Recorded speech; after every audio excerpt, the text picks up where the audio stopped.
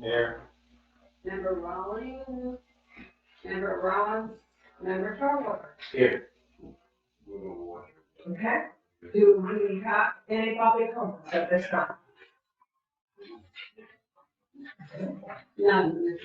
With no public comments, we'll move to the consent agenda. The minutes of April 5th, 2022. Is there a motion to approve the minutes or as presented? Any changes or amendments? Motion to approve. Maybe the detail actually was at that meeting, I guess representing P and Z. Okay. I don't know if that matters.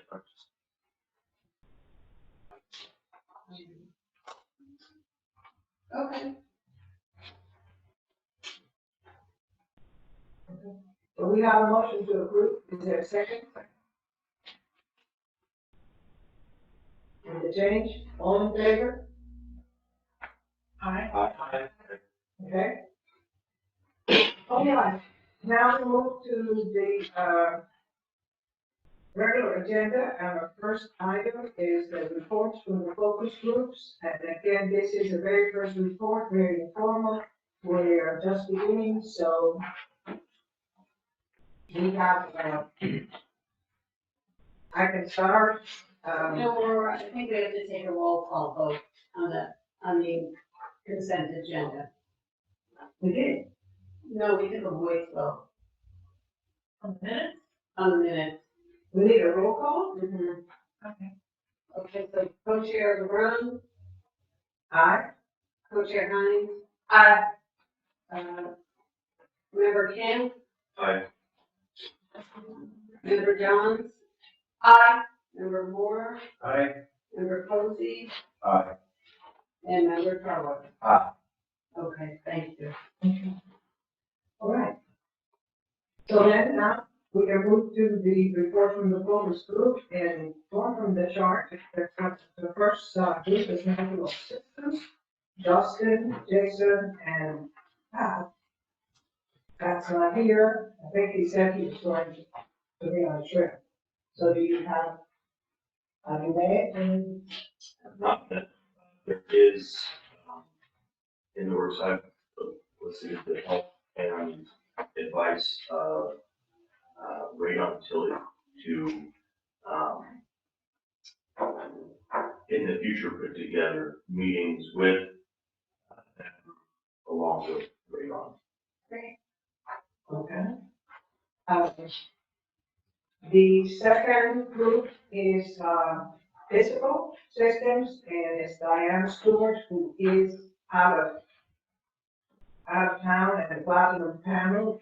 At this time, we have a list of citizens who have expressed interest in participating, but it has not been formed yet.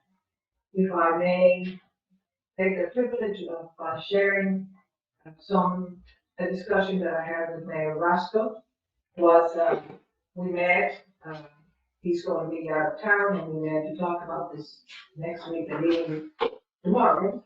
And, we also talked about the platinum panel and looked at a lot of names, have some very qualified citizens who have expressed interest.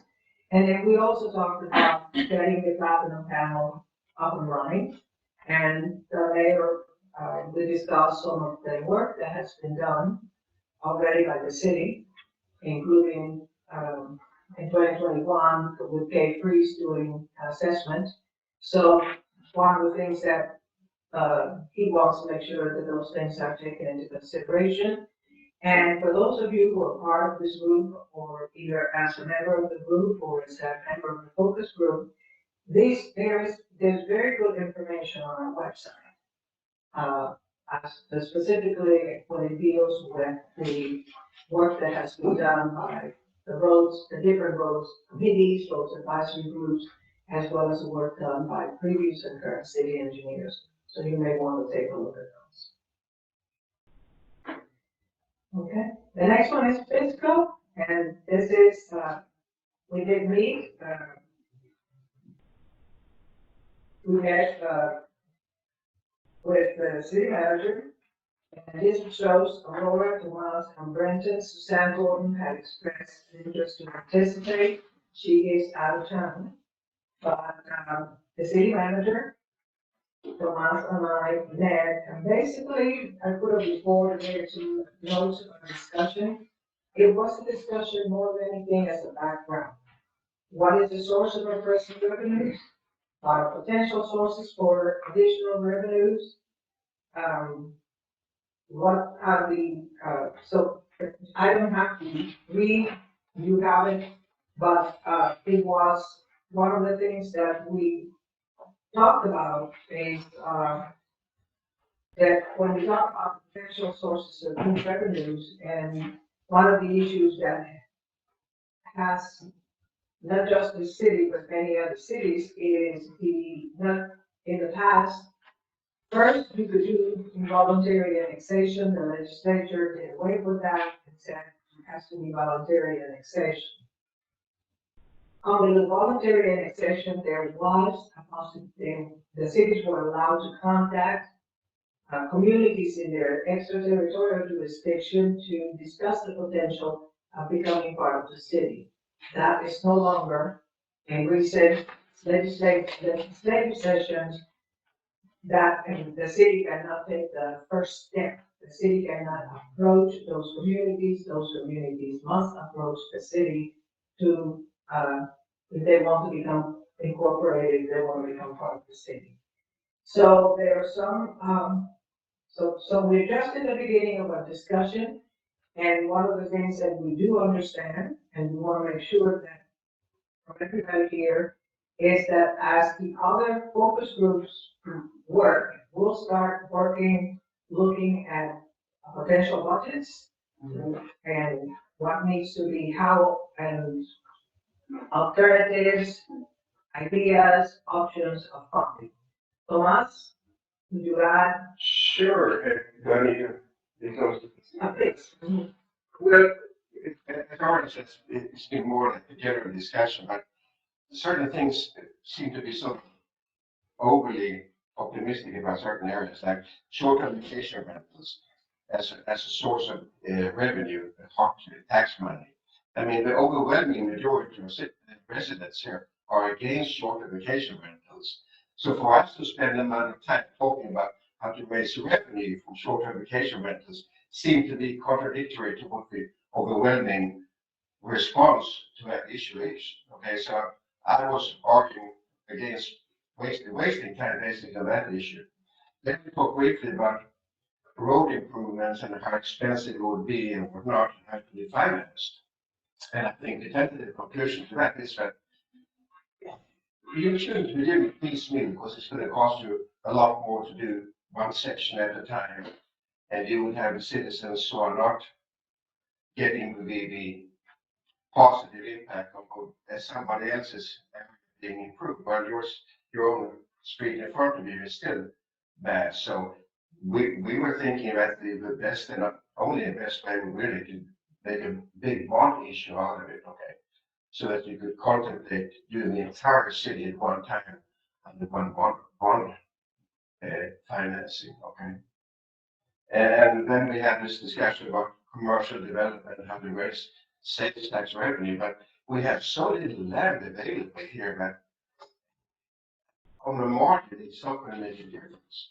And we have, the services we're talking about, the commercial development services we're talking about, we have it 5 minutes away in Wimberley and 15 minutes away in Griffin Springs. So for us to try to contemplate building kind of a commercial zone here without land and already existing services seem also to be fairly unrealistic. So I mean, bottom line really is we are a residential community with very few land options to expand it unless you do an annexation voluntarily, which is unlikely to happen. So I think we should resign ourselves, as a personal view at least, that we are a residential community and we will have to try to finance whatever improvements we need to have from the existing basis of residents, be that, property tax increases or fee increases or some kind of other ways of doing it. But to spend time on vacation rentals, commercial development seem to be a waste of time. Thank you. Okay, that's big. I wanted to be clear. This is a work group, and I wanted to make sure that our member of the focus work group, presented his perspective. Land use. So Lydia and myself have not met yet. However, we will be utilizing today's focus group, time to get that going and set up our future meetings. We've briefly discussed meeting either before or after these meetings when Brendan does come, to tackle that project. K3s, I believe, will be doing a substantial amount of that. It's specifically the map development, the color coding of the map. This little computer does not have that. I mean, I could definitely rig it up, but we probably need a professional one. So anyway, that's where we're at.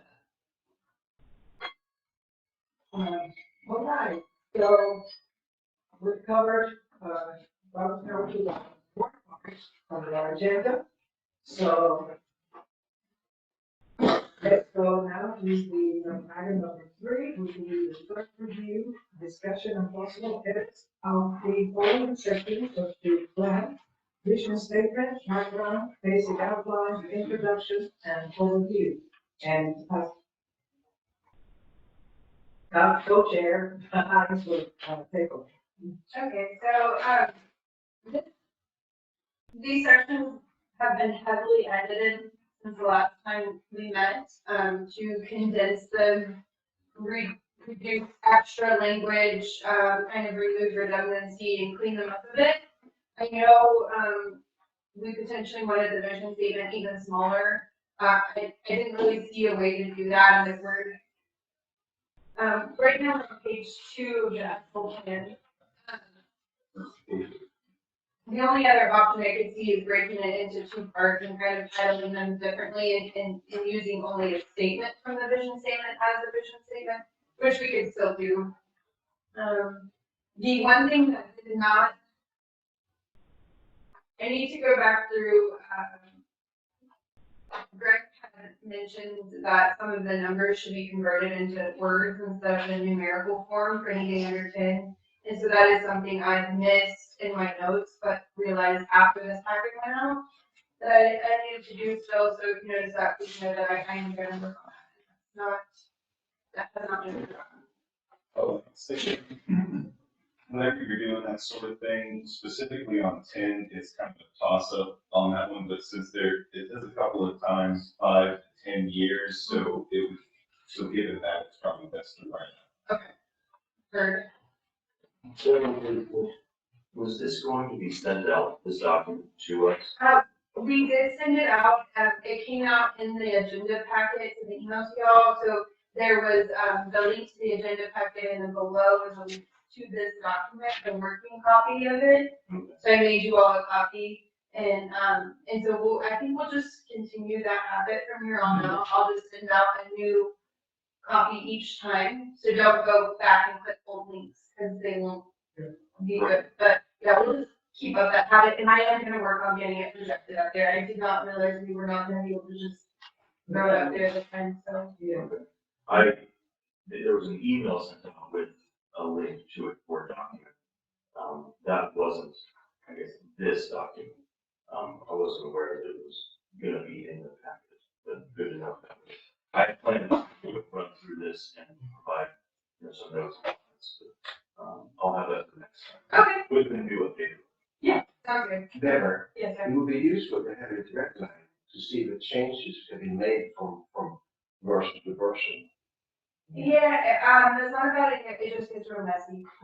Because this is now the third one. So each copy is in the packet, so you can go back and compare. The packets are permanently posted on the website, you know, to see, but. We hope that technology will be with us. One of the things that he asked was to start putting, so when we're actually working, we can work on the screen, so maybe next week. But yeah, and I can try to do the red lines, it just gets really long. Well, just from version to version, not from the very beginning, but from each iteration going forward. Okay. Good. All right, so, the vision statement background seemed pretty clean to me, unless anybody has anything, and you can ask, if something comes up for next time, you can always email me, if it's not on the agenda, technically, we're not supposed to discuss it, but if you email me in advance, I can, try to get it onto the agenda, or at least have a note so that the next meeting, it can be on the agenda. The table of contents is pretty similar to the last time, nothing's really changed there. And again, in the introduction, minimal changes, just cutting out excessive wordage, nothing significant. There's been no significant changes in the substance of what is in these sections, just like an editorial edit, essentially, cleaning up the language a little bit. And then the last portion is the overview of Woodcreek. The big significant change here is a graph. I added a population graph. I will be fixing this graph and making it better. It's small. It's kind of hard to tell how this is going to look, but I figured out a way to see that on my computer now, where I can see what it'll look like to print. A little background knowledge about myself. I'm actually a Mac user, and I've been a Mac user for most of my adult life, so I've had to relearn this entire computer system and all the applications on it while doing all of this stuff, so it's been a bit of a learning curve. But this graph was just stolen from Wikipedia. I did check their sources, they are valid, but I will be developing our own graph and putting it in and making it bigger. But you guys asked for more graphs, so that was an attempt to kind of show you all that direction that we're gonna head in. Any comments or questions? And so again, there's some weird formatting going on here. We have the map left out by itself. That will be cleaned up. Now that I can see the print version, I can tell what it's gonna look like when I send it to Maureen, and I can make adjustments before I send it to her in the future. It will be so fun. It's because there's a page right here. Yes. I'll be able to adjust the spacing in the future. So, again, any comments on this third review? We won't be taking these items back up unless you all send me anything or if there's any issue aside from that draft. I am going to work on the draft.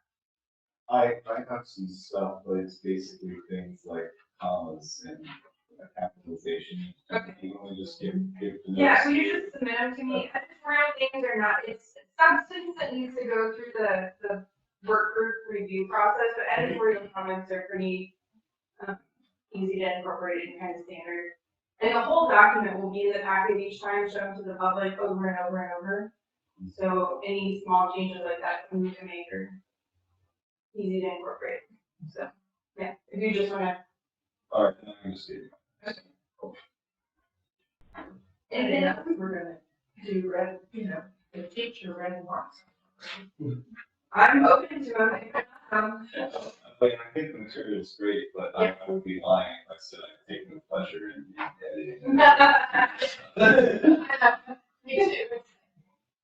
I'm I'm not an English major. No. This is a Spanish, I could do it. All right, so we're gonna move into the fourth portion of our agenda then. So the newer sections in our document are the demographics and the citizen survey results. So again, you guys asked for a graph. This is a graph generated by me using this computer. And so it's got some limitations, so if I have to switch over to my Mac, I can and use those that I was trying to do them on here, but, so with this graph, can y'all give me some feedback? What are you thinking? I know that there's some weird stuff going on with the numbers at the bottom, the age ranges, and that's because this, computer, the document editor kept changing these things to dates on me, and I couldn't get it to stop. So I had to change 5 to 9, 10 to 14 into words, and if I did that with all of them, it like ruined the spacing. And then so at the bottom, the line is titled citizens, but something about that title doesn't work for me. So I don't know if y'all have any other suggestions there, like number of citizens or does the graph make sense? I'd suggest a bar Okay, bar, yeah, bar graph. I don't want. that would really reduce the amount of categories. I'm willing to even keep this, the numbers make sense. Okay, Perhaps the color, well, you wouldn't even need an explanation for citizens. The citizens could be, age range of citizens at the title. okay. The bar graph just indicate the number below 30 to 34, 35. So, and You could probably even space those closer together, but that's. so these are the age breakdowns from the survey itself. And I thought about condensing them. I broken down into 4-year increments because it gives you this really tight, like, oh, I see exactly where our population is. But by doing it that way, it creates this massive line of different data at the bottom. So I don't know how comfortable we would feel with condensing any of that. So just, I mean, this is directly from our, not our survey, this is directly from the US Census. I don't think there'd be any problem in condensing it, and then there were too many, I mean, statistically, you condense them. And I think for a reader, for somebody to, it would be clear, there's so much data here. Yeah. There's so many, it's broken down so many times, and that's why this is confusing, and the bar graph is gonna be. So no, I don't see any problem in condensing it. And I would say too, my recommendation would be just from a planning standpoint, structuring this graph in terms of, how it can be applied later to other types of analysis, like generational types of analyses, which are kind of things that you will look at in terms of preferences, housing preferences, those types of things. And not that everything's about boxing people into whether you're a millennial or a baby boomer or a Generation Y, but a lot of those things, those preferences are kind of, a lot of times, the trends, kind of match up with those different types of generations. So maybe that's one way to condense this, is by looking at, more millennial. I'm not a boomer on there, I'm sorry. No boomer. That'll be offensive. Yeah, no, yes, there's different ways, there's different terms for them, but maybe that's one way, if you're wanting to simplify this, kind of looking at those age ranges. So maybe every 10 years is kind of what you're Every thinking. 10 or maybe even every 20 or something. 10 to 20 year breakdown. Yeah, we can look at some other plans and see how they do it. But a lot of times, again, all the demographic analysis, our recommendation from a planning standpoint is how can that framework be established for these age groups kind of be applied and used, repeated throughout the process, like when we get into land use. And a lot of trends are showing that millennials don't want a big piece of land. They're looking for, they want people to go out a little bit more, not worry about going to the yard and they can spend 4 hours. Whereas other generations want to spend a little bit more time at home and they care more about that. So there you go. I look at condensing this graph, like four different bars, 4 different pieces of the pie, or however you want to do it. Okay. Then the bar graph. I'm looking over it. Perhaps we can vote, and I know you've been online, but I volunteer, I'm good with all the different frameworks. Perhaps even Excel, if you wanted to send me the data, and I don't want to take anything away from you, I volunteer to make something, I do that for. Doesn't it, once again, volunteers. I don't think you're gonna No. So, talking about graphs, what other data in this do y'all want to see? Like specifically, I think the survey results, might lend itself to a lot of like handy little graphs.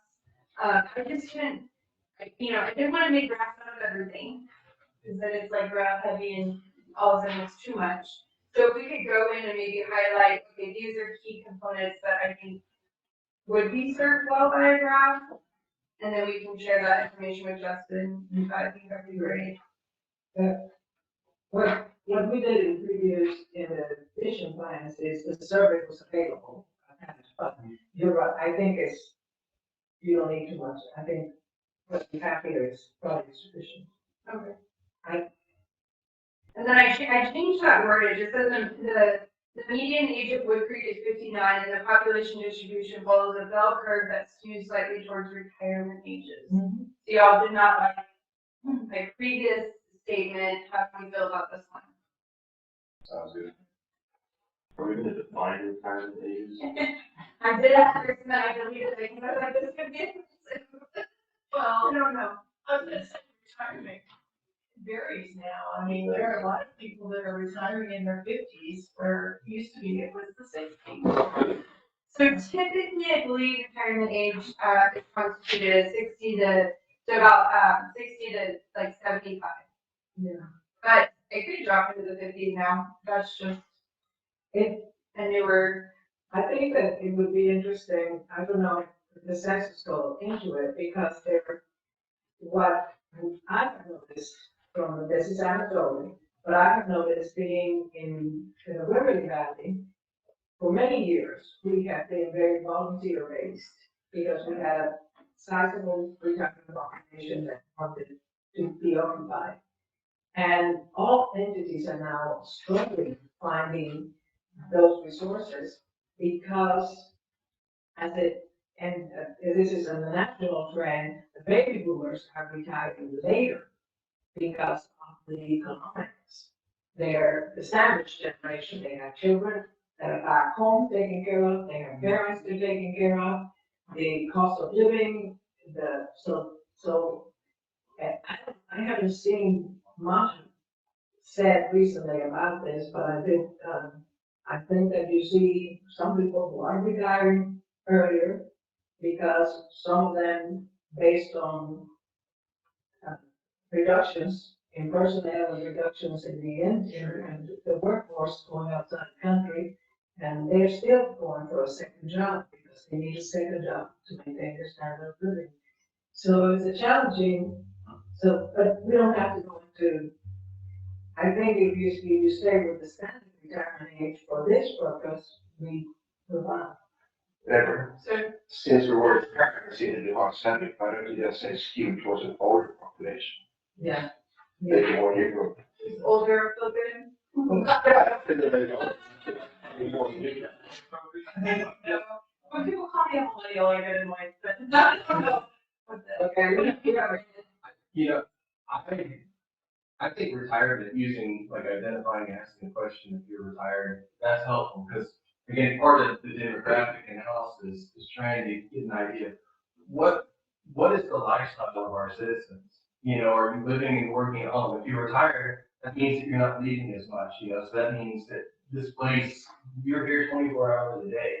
And so that's important. So I think identifying whether people are retired is really helpful for getting land use and the fiscal aspect. If you're retired and you're not driving the same Marcus or San Antonio, maybe you want to go down the street and have some coffee. So it really helps you understand the patterns of behavior, potential spending habits, land use habits. And again, your comment about being the sandwich generations, that's really important. So I think, another purpose of the demographic analysis, and we can get into this and maybe in the next round of survey questions we send out, what's the makeup of your household? Are you taking care of your parent?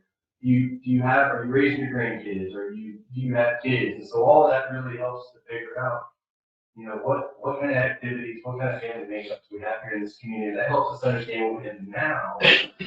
And then the complement in a comprehensive plan, the complement to the demographic analysis, what we have now is doing a market analysis of what's out there and what's potentially going to be coming to your community. And so then you think, all right, are we wanting to preserve this existing demographic framework we have? And then you look at the market analysis, we understand what's potentially coming to us and how they can change what we have. And then that helps you identify, do we want to, transform this community with a different demographic, or are we, what are we wanting to preserve? And then that goes into our land use plan, with deciding the lots, all that kind of stuff, deciding. Yeah, I think that's a very strong point, because even though you do have, you see in the survey that the population responded is older. But if you look, and the data for the 2020 census is not complete, but there's some out there that you can see. But if you look at the data that is up there and compare it to previous census, even though we still have growth, we still have a tendency towards the older population, the population under 18 is also has increased. Not significantly, but has increased.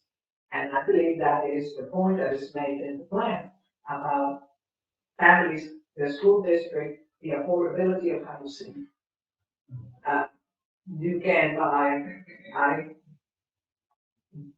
you can still, even though housing in Woodcreek has gone very, very high in the last 2 years, you're still well below what you can find in Austin, Durban Springs, Redwood.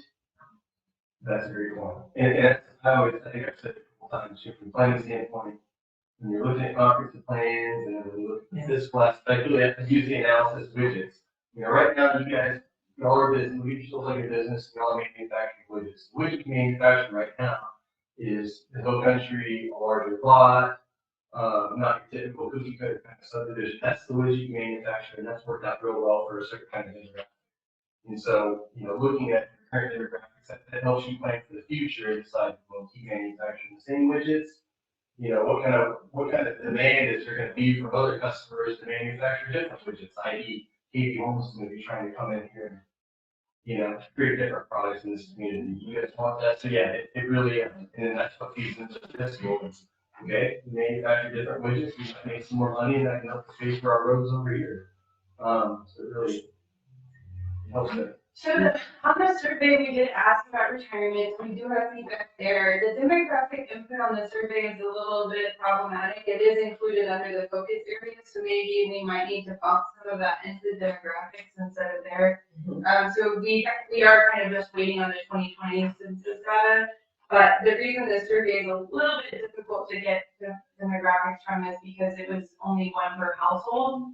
So when you're answering for age range and things like that, there's no, way to actually extrapolate that. We did the best we could with the analysis for sure, given that information. And it, given the totals of people who returned and what they represent in their homes, meaning some of them represented 5 people from the surveys that came in. The surveys do represent half of our population.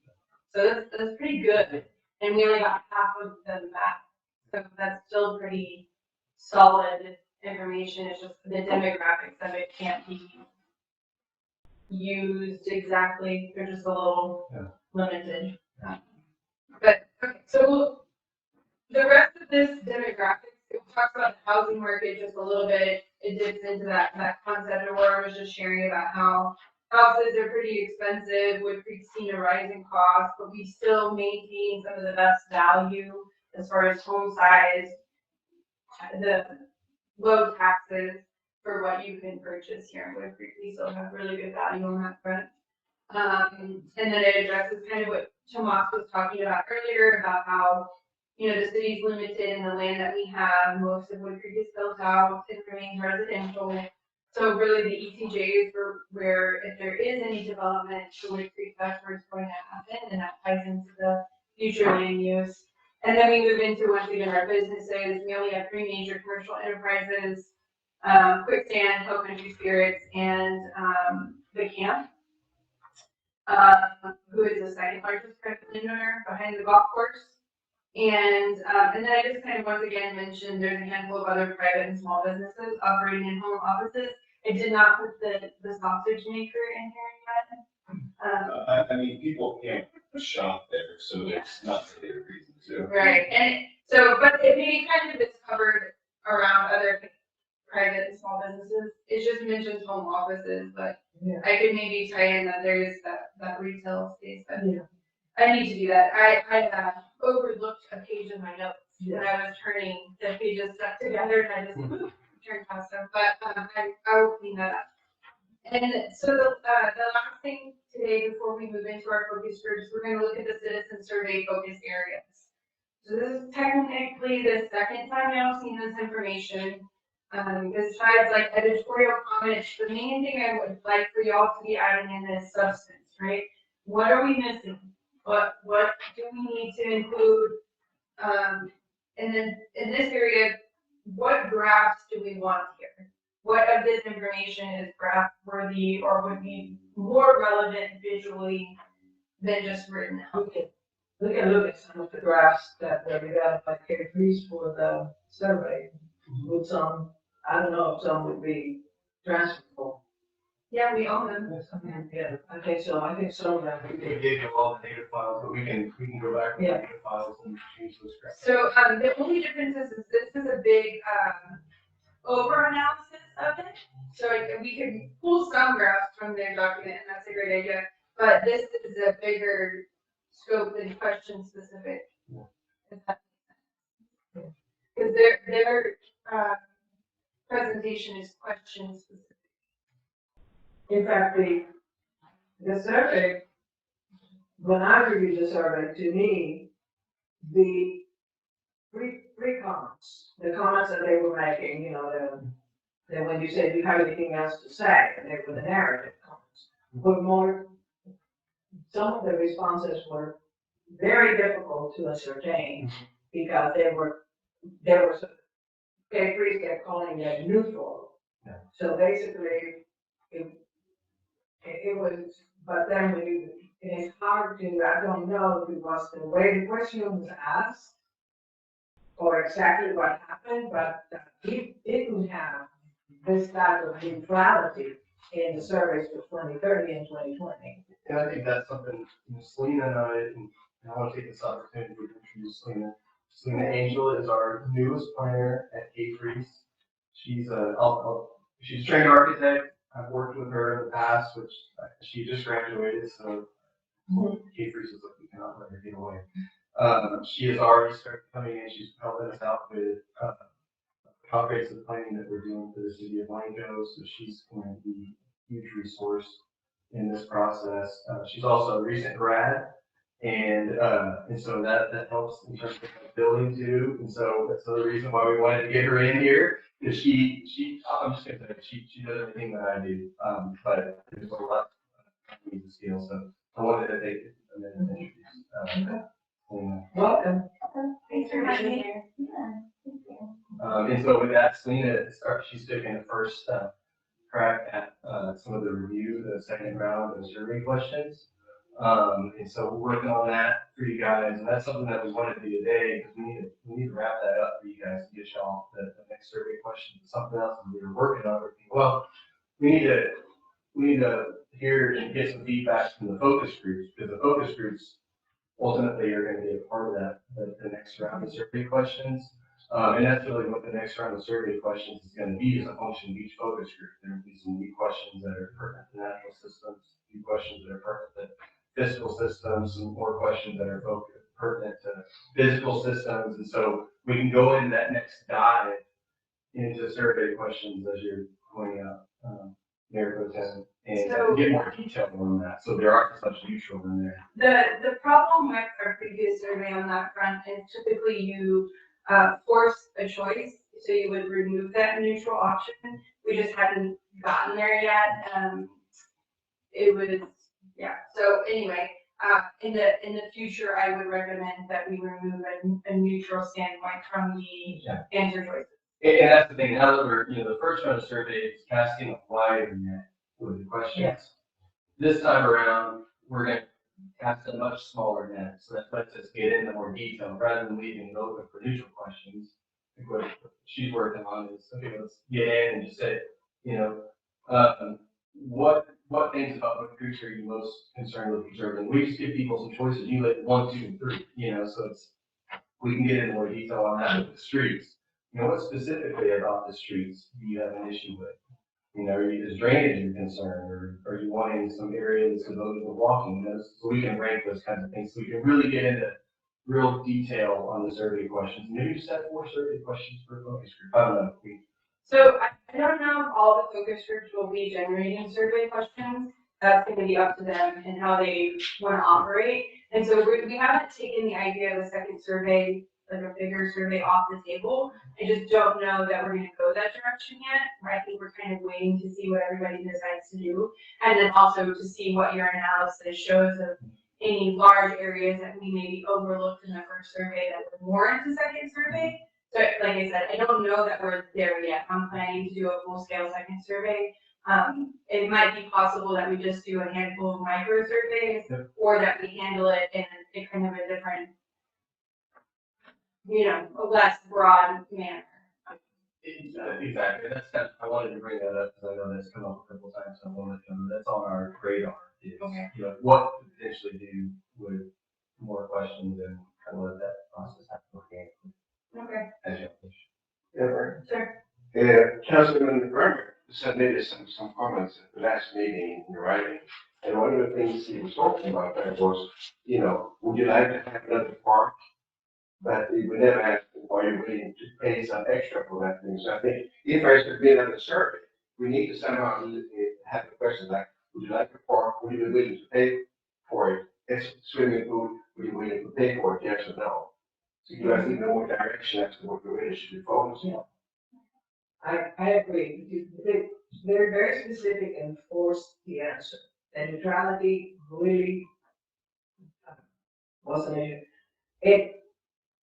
I think that's what I would look for. And also the timing of the survey. If we're gonna do many surveys, we need to look at the timing. When are we gonna get it that people are going to be focused in doing it? Because even though we had a good response, it came predominantly from the retired, very older group.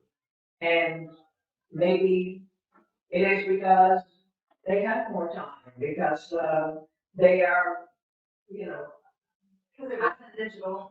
well, it's interesting because in this community, there's a lot of, in this community, not just Woodcreek, there's a lot of activism. People generally have to have something that moves them to the activism, whether it was the people electric purification, whether they were draining our wells, or whether it's the rock crushing plant that is polluting the environment. The people have to have, and the older people have the time, and they're very invested, and they're very active politically and otherwise. But we need to get the other groups that are moving into the city to participate. Because I said it one time, I said it again, we don't have an expiration date. And those of us that can see the barriers and the blinking lights at the end of our tunnel, need to get the younger people to participate. I'm gonna kind of jump in on what Tom said and what Brandon said. We ask these questions, do you want a pool? Do you want walking trails? Do you want, sidewalks and all that stuff? And you hear it on Nextdoor, yeah, but nobody wants to put the money to it. And again, we have limited funds for things like that unless we have a buy-in to raising taxes or having short-term rentals with hot tax, that sort of thing.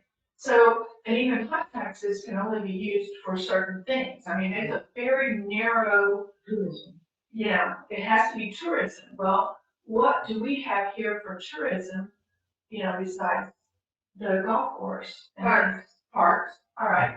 But then again, we have to have money to invest in parks. So, I mean, you get caught in that loop. How do you fund these things? People want them. Are they going, and then, how do you keep them going once you have them and you maintain them? So, I mean, those are all concerns that need answers from residents.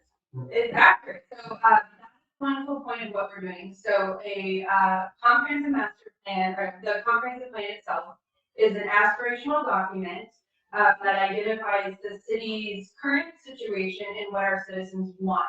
So it is a big part of our job to identify these big wish list items. And then that, the last component of the document is sort of laying out the plan for how the city is going to achieve those goals. So, it is okay to acknowledge that we have limited income because of being a primarily residential community, that we rely on our ad valorem taxes. But that does not mean that we should not or cannot plan for citizen wishes in the future. And so it's not our job in this work group to solve all of this or figure out how the community wants to fund those things. That's a different, the next step. But what our job is to do is to identify the community wants and to kind of lay out a plan for potentially achieving them. And so, there might be things in the plan that the community later decides they don't want to fund, but that doesn't mean we shouldn't put it in the plan. And especially if it was requested on the citizen surveys, which things like parks, pool, walking trails were absolutely mentioned. And so, again, it's not the work group's job to solve these problems for the city, just to sort of put the information into a document to guide our decision makers, whoever they may be in the future. We're just creating a guiding document. Hey, this is the feedback. This is the direction our people want to go. This is, where we're at. Here's the basic plan. And I can just that's again what we've discussed in the past, that a comprehensive plan is a policy document. And so what you're doing is you're establishing policy, you're establishing vision. We are doing some fiscal analysis to make sure that the vision, those things that we talk about wanting in the future have merit. But in the end, over time, through different financing mechanisms and through budgeting, that's where we identify the opportunity for those things. There's the old adage, show me your budget and I'll show you your policy. That comes into play. So that's every single year, that budget, when you all work on your budget, you can look back at the comp plan and that helps you identify things that potentially fund and things to look forward to. Brandon, also, you said this before, one of the things that we say is ETJ. Mhm. And how it is, a lot that is for sale, but it's so far on the other.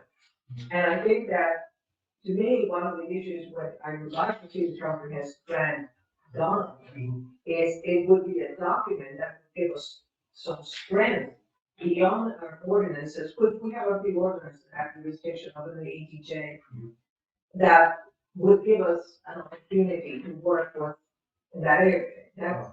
Oh, absolutely. I would never, as a city planner, advocate that you fund existing improvements with new development. Never would advocate that, because you're always chasing your tail. However, I would say, in my experience, particularly this area, new development is coming to you whether you like it or not. And so it's like a meat grinder. Meat's coming to you, and you need to decide as the grinder what you want to come out the other end. And so that's how this process, we need to make sure that you've got tools in place to make sure that meat comes out the way you want it, and make sure that the development that comes out, that happens, produces, ideally, at least as much revenue as the expenses that it incurs. In a perfect world, can produce more revenue than the expenses it incurs. Because when you do that, then you have a surplus. And when you have a surplus, you all can decide as a community, do we want to return that money back to the residents and the taxpayers through lowering taxes, or do we want to vote to put that extra revenue in some other kind of capacity for funding? So that's the goal, is when that new development comes, how can we use that? Because this kind of, how can we use that to potentially fund some of these other things? You don't have to put the bonds, put yourself in debt. Okay, so, yeah. I just want to keep us moving. So, at the end of the document, the vision statement has just been thrown in there. It's not on our agenda, so we're not going to discuss it this time, but we will be bringing it up next time. It's just kind of the bullet points from last discussion thrown into the document. I'm working on the environmental analysis, so next time around, we'll have a version of that to see. We'll be moving into the third review of demographics and citizen survey focus areas. So if you guys have anything to add, if you don't feel comfortable saying stuff in the meetings and you want to add some things via email, please contact me. I can take those emails and bring them to you all on behalf of whoever submitted them to the next meeting, if that makes sense.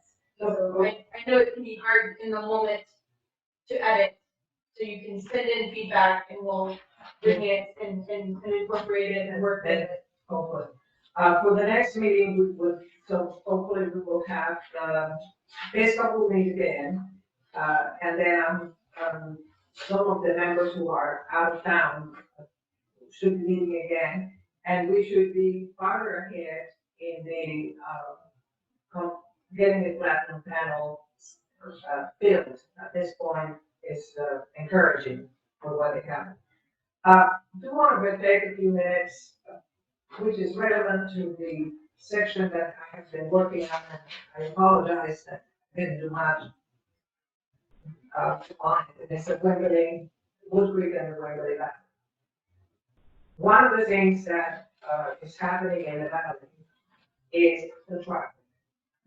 And this traffic that is occurring is affecting us from the perspective that even though we are not in the main thoroughfare where the businesses are, where the commercial entities are, is where we shop, and it's also affecting us because people are seeking avenues to get away from this traffic. The city of Wimberley has engaged a consultant, and they are doing some work and some assessments. Apparently, they have driven throughout, not just city limits, but throughout the area, and there is a lot of issues that have been identified. So we have issues with traffic from cut through. People is easier to come if they're frustrated that they cannot come to town. They can come to Wintersmith Parkway through Woodcreek Drive on the other end, and there is so we are affected by what is affecting them, and their situation by now is quite critical. If you have tried to go through this, if you bypass, if you go through town instead of Wintersmith Parkway, and even it used to be bad on weekends, it was bad most of the time. So this is some of the things they're doing. They are doing, this is, we're working with them to see what we can do, what we have in common. And one of the things that we have in common is protecting the water and protecting the environment. And say this because for those who are working on land use, that is a concern.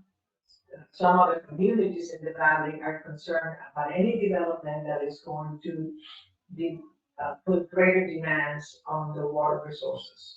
That is something that, and they have chosen in their comprehensive plan for a very conservative approach towards any economic development, low impact businesses. So this is these are the things that we share with them, and the water is critical. So land use, and that's getting in the E2J, any land use that is going to put, how much more can you come? So those are things that I'm not saying, I say keep those in mind when we're working on land use, when we're working on physical systems, when we're working on fiscal economic, trying to grow our revenue, that we're not alone and we're sharing resources with Wimberley and all those unincorporated areas. Yeah. One thing that is happening right now is what is happening on the unincorporated areas that's affecting all of us because there's little control. So that's just some thoughts for the next few days of the focus groups. All right, so with that in mind, we're gonna break into our focus groups for 20 minutes. So we're gonna shut down the official portion of the meeting. The focus groups are going to meet privately in small groups to start developing their plan and contributing. And obviously the The physical systems will not be meeting right now because there is nobody from there, but that's okay. We've got a ton of other stuff to focus on in the meantime. So we are going to conclude this portion of the meeting. Please meet with your focus groups. Join a focus group if you haven't yet already to throw in your 2 cents and, So, keep it building. And if you're not meeting like fiscal, we met, and we would like to meet. If you're, I think that I think that if you want to sit in and observe another focus group, it's not a focus group, I don't think that's, I think that would be fine. If you want to see what they have to say. But, so this is, again, thank you. It was a very good meeting. We accomplished a lot in 1 hour. We're getting better and better. So at this point, I declare the meeting adjourned at 10 o'clock. And, focus groups, meetings, just take place around the area and get home. Is there the reason, was there going to be an email that's sent out or has there been one? Oh, Maureen, they need an email of everybody's email. We all do, so that we can start individually sheeting. Yeah, send it. Sure. Yeah, because they're.